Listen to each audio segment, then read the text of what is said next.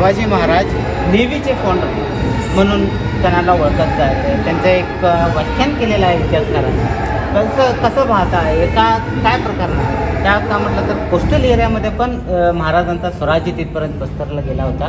त्या विषयाबद्दल तुम्ही काय सांगू शकता? 350 वर्षापूर्वी भारतीय किनारपट्टीवरती जे मराठ्यांनी आरमार उभं केलं, म्हणजे थोडक्यात आपण छत्रपती शिवाजी महाराजांना मराठा नौदलाचे जनक नाही म्हणत, आपण भारतीय आरमाराचे जनक म्हणतो.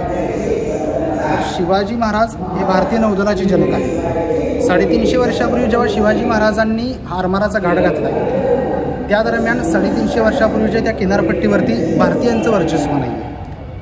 त्या कालखंडामध्ये ब्रिटिशांचं भारतीय किनारपट्टी वर्चस्व आहे, पोर्तुगीजांचं वर्चस्व आहे, महाराष्ट्राच्या सीमेला लागून असलेल्या जंजिरीकर सिद्ध्याचं वर्चस्व आहे. म्हणून यांना रोखू शकणारं एकही आरमार भारतीय किनारपट्टीवरती नाही. शिवाजी महाराजांचा एक ग्रंथ आहे ज्याला आपण रामचंद्र पंतांचा आवडेकर आहेत त्यांचा आज्ञापत्र नावाचा एक ग्रंथ आहे.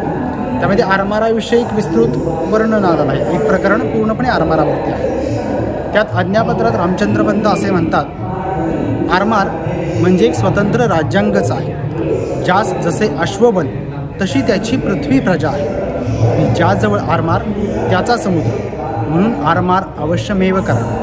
थोडक्यात सांगायचं झालं तर ज्याच्याकडे प्रभावी घोडदळ आहे तो पृथ्वी जिंकू शकतो आणि ज्याच्याकडे प्रभावी नौदल आहे तो समुद्रावर वर्चस्व निर्माण करू शकतो. महाराजांनी समुद्रावर वर्चस्व निर्माण करण्यासाठी आरमाराची पायाभरणी केली. सुरुवातीच्या कालखंडामध्ये महाराष्ट्रातील कल्याण, भिवंडी या ठिकाणाहून छत्रपती शिवाजी महाराजांची पहिली 20 जहाजं बाहेर पडली. त्यामध्ये वेगवेगळ्या प्रकारची जहाजं होती. आजपर्यंत आपण आरमाराविषयी आपल्याला फक्त काही चित्र उपलब्ध आहेत की नक्की जहाजं कशी होती, ती समुद्रामध्ये कशी चालायची किंवा त्यामध्ये युद्ध कशी पद्धतीची व्हायची, लोक त्यामध्ये कशी राहायची, याच्याविषयी विस्तृत माहिती लोकांना व्हावी म्हणून छत्रपती शिवाजी महाराजांनी ज्या युद्धनौका निर्माण केल्या त्या युद्धनौकातल्या काही प्रतिकृती आपण इथं ठेवलेल्या आहेत. त्यातली एक प्रतिकृती आहे सगळ्यात छोटं जहाज आहे जे लढाऊ जहाज, ते आहे गलबत या प्रकाराचं. ते वल्लभाच्या साह्याने आणि वाऱ्याच्या साह्याने या पद्धतीने चाललं जायचं. कारण त्या कालखंडातली जहाजं ही पूर्णतः वाऱ्यावर चालणारी आहेत, ज्याला आपण शिडाची जहाजं असं म्हणतो. त्यावेळेस इंजिन हा प्रकार नाही, त्यामुळे त्याला जी कापड असतात त्या शिडा असतात त्यानुसार ते जहाज समुद्रामध्ये मार्गक्रमण करतात. मग शिवाजी महाराजांनी जी जहाजं निर्माण केली त्यातलं छोटं जहाज म्हणजे गलबत, ज्याच्यावरती 50-60 लोक आहेत त्या दर्यावरती आणि सैनिक लोक आहेत. महाराजांचं दुसरं मोठं जहाज आहे ते गुराब या प्रकारातलं जहाज आहे. त्याच्यावरती 100 ते 110 लोक आहेत. त्याच्यावरती तोफा आहेत. त्याच्या जहाजामध्ये राहण्यासाठी सोय आहे, स्वयंपाकासाठी सोय आहे. असे वेगवेगळे डिपार्टमेंट असलेलं जहाज म्हणजे गुराब नावाचं जहाज. नंतरच्या कालखंडामध्ये अंग्रेजांचा कालखंड सुरू होतं आणि मराठ्यांच्या जहाजामध्ये बांधणीमध्ये काही बदल झाले. त्यानुसार मग सगळ्यात मोठं जहाज मराठ्यांचं म्हणून पाल या प्रकारचं जहाज पुढं आलं, जे तिरकाटे आहेत, 3 डोलकाट्यांचं आहे. ते पूर्णपणे वाऱ्यावरतीच चालतं. मग त्याच्यावरती 200 ते 250 लोक राहतात. त्याच्यावरती 18 पासून 40 पर्यंत तोफा ठेवण्याची सोय आहे. ते ट्रिपल डेकर आहे, म्हणजे 3 स्तरीय असलेली ती एक युद्धनौका मराठ्यांची आहे. मग मराठ्यांनी युद्ध समुद्रामध्ये कोणाविरुद्ध केली तर पोर्तुगीजांच्या विरुद्ध, इंग्रजांच्या विरुद्ध आणि जंजिरीकर सिद्धीविरुद्ध. तर पोर्तुगीजांची जहाजं नक्की कशी आहेत तर ते पोर्तुगीजांचं जहाजसुद्धा कसं होतं या दृष्टीनं लोकांना समजावं म्हणून एक पोर्तुगीज धाटणीची जहाजाची प्रतिकृती आपण या प्रदर्शनाच्या माध्यमातून ठेवू. दुसरं इंग्रजांचं जहाज आहे. इंग्रजांच्या जहाजावर मराठ्यांची जहाजांचे युद्ध आहे. मग कोणत्या जहाजांचा पराभव आपल्या मराठा जहाजांनी केला तर ते ब्रिटिश धाटणीचं प्रतिकृतीचं जहाज आपण या प्रदर्शनात ठेवलं. त्याचबरोबर आता चालू घडीला भारतीय किनारपट्टीचं संरक्षण कोण करतं तर भारतीय नौदल, इंडियन नेव्ही करते. मग आजच्या चालू स्थितीमध्ये समुद्रामध्ये जी भारतीय भूमीचं संरक्षण करतात असं असलं INS विशाखापट्टणम हे डिस्ट्रॉयर म्हणजे विध्वंसक प्रकारातली जहाजाची प्रतिकृती या प्रदर्शनात आहे. आणि त्याचबरोबर मागच्या काही वर्षांपूर्वी भारतीय नौदलामध्ये INS विक्रांत नावाची भारतीय विमानवाहू युद्धनौका जी भारताच्या नौदलात सामील झाली त्याही जहाजाची प्रतिकृती या माध्यमातून आपण ठेवली आहे.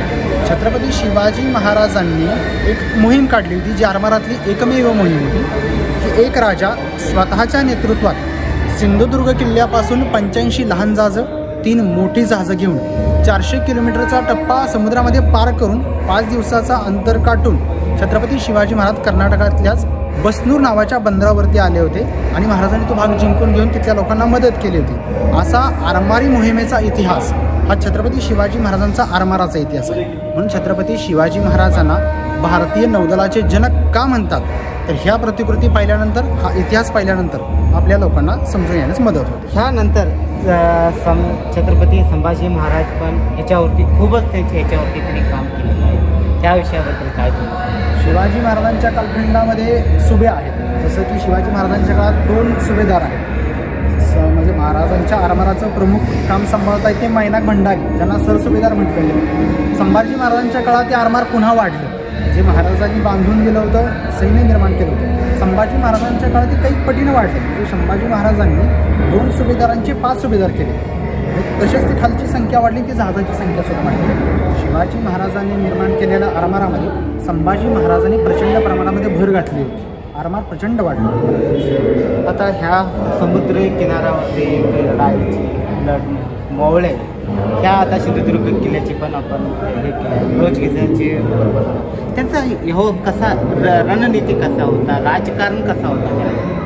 आता खरं तर आरमार हे मराठ्यांच्या दृष्टीने नाही तर भारतीयांच्या दृष्टीनं नवीन होतं. लढाऊ जहाजं बांधायचीच कशी याच्याविषयी आपल्याला फार कमी माहिती होती. पण महाराजांनी ती बांधून पूर्ण केली आणि बांधून पूर्ण करून ज्या रणनीती महाराजांनी समुद्रामध्ये राबवली, जसा गनिमी कावा हा भूमीवरचा आहे, तसेच समुद्रामध्ये लढण्याची सुद्धा एक युद्धनीती आहे. त्या युद्धनीतीबद्दल आपल्याला आज्ञापत्र जो ग्रंथ आहे मराठ्यांचा, त्याविषयी विपुल प्रमाणात लेखन केलं गेलेलं आहे की समुद्रामध्ये युद्ध करताना तुम्ही कसं करावं. तुम्हाला जर एखादं जहाज जिंकून घ्यायचं आहे तर तुम्ही कोणती शस्त्र बाळगली पाहिजे. जहाजावरती तोफा, जंबुरे, हाके नावाचे जे वेगळे प्रकार आहेत शस्त्रांचे आणि तोफांचे, ते कुठं ठेवावेत याच्याविषयी काही लेखन, काही ऐतिहासिक कागदपत्र आहेत. मग ही कागदपत्र फक्त मराठ्यांच्याकडं आहेत का तर नाही, आपल्याला पोर्तुगीज दप्तर पाहावं लागतं, ब्रिटिश रेकॉर्ड पाहावे लागतात. त्यांच्या दृष्टीनं काही त्या रेकॉर्डमध्ये मराठ्यांच्या दृष्टीने ज्या युद्धाच्या हालचाली झाल्या याच्या काही नोंदी आपल्याला इंग्रजांच्याकडे मिळतात. जसं की आता ही बसनूरची मी स्वारी सांगितली, जी झाली होती 1665ला. तर 14 मार्च 1665च्या एका इंग्रजी पत्रामध्ये याविषयी लिहिलं गेलं की शिवाजी महाराजांनी 85 लहान जहाजं, 3 मोठी जहाजं घेऊन बसनूरवरती ती स्वारी केली होती, असा उल्लेख असताना इंग्रजांचं एक पत्र उपलब्ध आहे. म्हणजे आपल्या आरमाराविषयी माहिती जशी मराठ्यांच्या कागदात आहे, त्याची आपल्या वेगवेगळ्या संदर्भ साहित्यातून आपल्याला ती मिळते की महाराजांनी युद्धासाठी जहाजं कशी वापरली आणि युद्ध कसं केलं. महाराष्ट्र सरकारने काही डॉक्युमेंटरी संरक्षण करण्यासाठी काम करत असेल. गोवा सरकार काय तर ह्याच्या व्यक्तीवरती काम करत आहे का, आणि कुठले सरकार ह्या संरक्षणाच्या ह्याच्या विषयावर आरमाराच्या दृष्टीने? हां, खरं तर कर्नाटकामध्ये सुद्धा मोठा उत्सव साजरा होतो. महाराज गेले ते 8 फेब्रुवारीच्या दरम्यान निघाले होते आणि 13 फेब्रुवारीला कर्नाटकामध्येच आपल्या बसनूरच्या मंदिरावर आले होते. तर तिथं आजही 13 फेब्रुवारीच्या दरम्यान मोठा उत्सव साजरा केला जातो. महाराजांनी त्यावेळेस तिथं आले होते, महाराजांचे पाय त्या मंदिराला लागले होते, म्हणून त्या बसनूरच्या ठिकाणी आजही मोठा उत्सव साजरा होतो. जे कर्नाटक गव्हर्नमेंट असेल किंवा गोवा गव्हर्नमेंट असेल, तर त्या भागामध्ये जिथे जिथे मराठ्यांच्या हालचाली आहेत, गोव्यामध्येही मराठ्यांची किल्ले आहेत. त्यामुळे गोव्यातल्या काही किल्ल्यांवरती, कर्नाटकातल्या काही सागरी किल्ल्यांवरती, सागरी बंदरांवरती आजही महाराजांच्या वेगवेगळ्या स्वरूपातल्या ज्या नोंदी आहेत त्यानुसार काही कार्यक्रम आजच्या घडीला सुद्धा ते करतात. ओके, धन्यवाद साहेब, गुरव साहेब. ह्या विषयाबद्दल आपल्या आता आम्ही 2-3 दिवसांना छत्रपती शिवाजी महाराजांचा जन्मदिन सादर करणार आहे. एक इव्हेंट, एक स्वराज्याचा इव्हेंट आम्ही तयार आम्ही जे जल्लोषानं आम्ही त्याचा एक भागाचा आनंद घेणार आहे. ह्या प्रकारानं आम्ही छत्रपती शिवाजी महाराजांचा दुसरे पल्लू आणि ह्या स्वराज्य कसा निर्माणाचा एक दुसरा भाग पण आम्हाला बघायला मिळालं आणि ऐकायला पण मिळालं. ह्या दृष्टिकोनाने आम्हाला पंचायत स्वराजला जी काही माहिती दिला तुम्ही, त्याबद्दल तुम्हाला खूप खूप धन्यवाद.